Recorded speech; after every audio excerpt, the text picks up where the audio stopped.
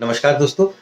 मेरा नाम प्रोफेसर कुलविंदर सिंह है और देहदान की सीरीज में हम जो कि दधीची देहदान समिति जो दिल्ली में बहुत अग्रणी तरीके से कार्य कर रही है, उसके कार्यकर्ता के रूप में आपको संबोधन करना चाहते हैं।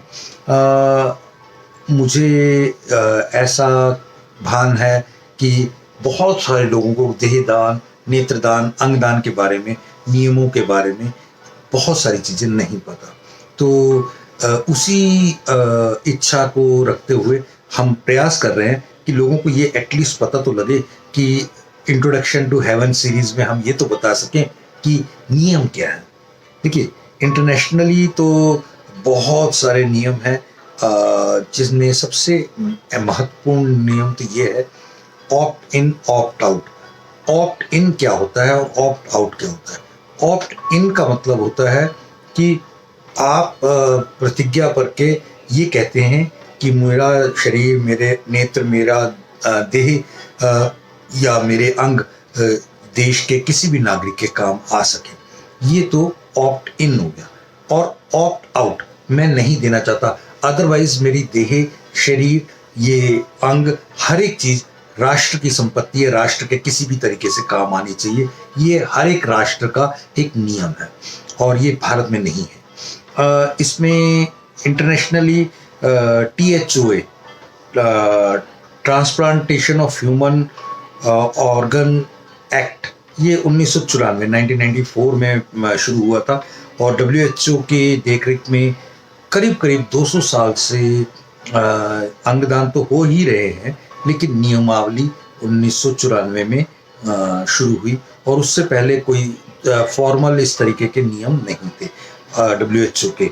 इंडिया में 3-4 ऑर्गेनाइजेशंस इसको सुपरवाइज करती हैं। नोटो है, सोटो है, रोटो है। नोटो बोले तो NOTTO, national organ tissue and transplantation organisation. इसी तरह से R से रीजनल हो जाता है, S से स्टेट हो जाता है। और ये सब के अंडर बहुत सारे स्टेट और नेशनल हॉस्पिटल्स जैसे एम्स या स्टेट गवर्नमेंट हॉस्पिटल्स, इनके अंडर में बहुत तन्मयता के साथ पूरी जी जान से लगे हुए हैं इस कार्य को करने में। देन बहुत सारी NGO, जिनमें सबसे बड़ी, सबसे मेहनती, सबसे पुरानी और सबसे सक्षम है दधीची देहदान समिति, जिसे पिछले दिनों राष्ट्रपति, उपराष्ट्रपति द्वारा भी सम्मानित किया गया। हम उस फंक्शन में थे जिसमें दधीची देहदान समिति को देश की सबसे श्रेष्ठ देहदान समिति के रूप में सम्मानित किया गया। और इसमें हमारा जो रीजन है, हमारा जो एरिया है, वो केवल दिल्ली NCR को हम कवर करते हैं। 8 जोन है हमारे पास और हर जोन में अंदाजा, if I am not mistaken, शायद 100-150 एक्टिव मेंबर हर एक जोन में हैं ही, और वो बहुत तन्मयता से काम करते हैं।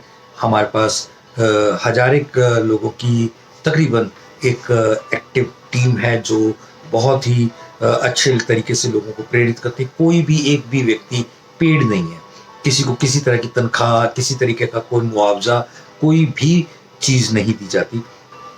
सब अपने अपनी तरफ से बहुत तरीके के दान या एफर्ट्स या समय डालकर वो इसके कामों को आगे बढ़ाते हैं, क्योंकि ये मानवता का काम है और मानवता में हमारी ड्यूटी बन जाती है कि हम दूसरों के लिए थोड़ा सा आगे बढ़कर कुछ कर पाए।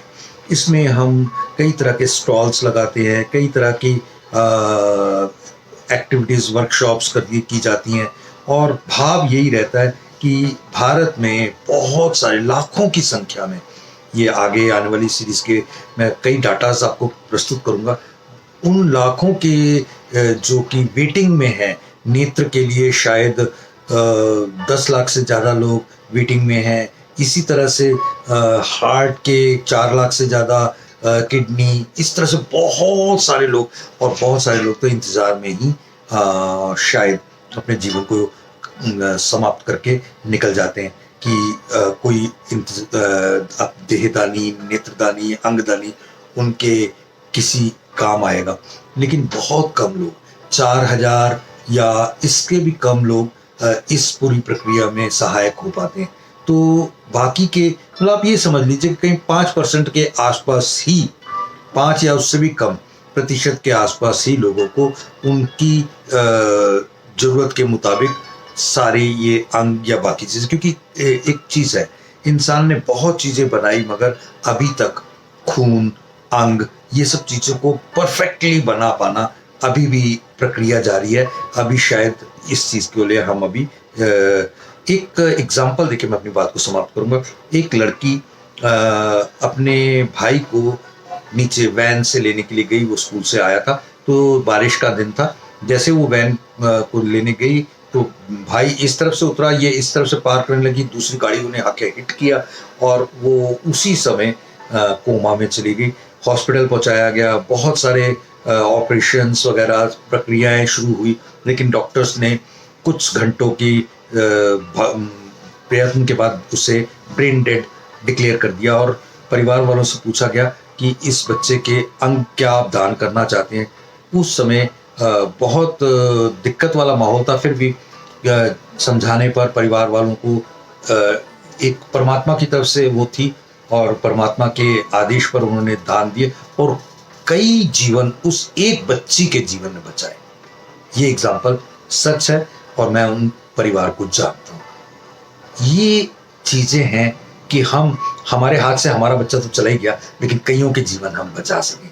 इस चीज़ को देखते हुए ये प्रक्रिया आप सभी के सहयोग की को चाहती है, ताकि आप भी इस काम को आगे बढ़ाकर हमें सहयोग करें। आप हमारे नंबर्स लेके इसे शेयर भी कर सकते हैं। Thank you. जय हिंद।